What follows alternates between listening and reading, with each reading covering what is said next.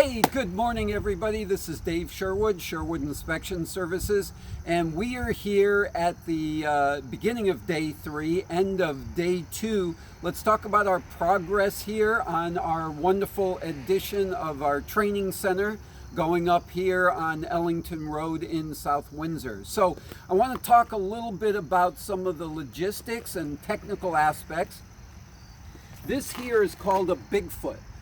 Just like a footing that would go in on the bottom of your foundation. Only this makes it more simple to be able to pour the concrete in and keep it together.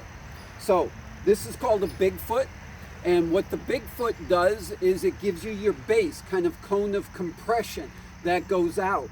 So concrete gets poured into this. However, before that happens, we're going to have a sonotube on here. Sonotube is a round container which you pour the concrete into to give you the round piers that we're going to have. So sonotube goes on top of here, and this gives you your base or your footing. So again, that's called a Bigfoot.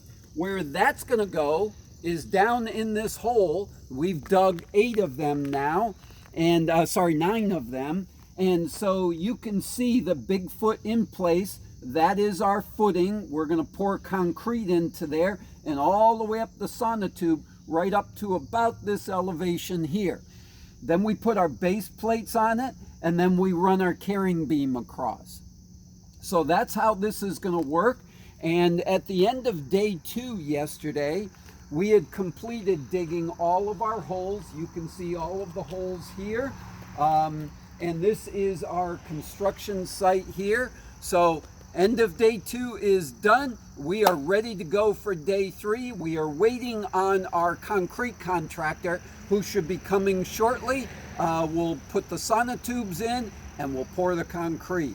So I'm excited. We're ready to go to phase 2 pretty quickly.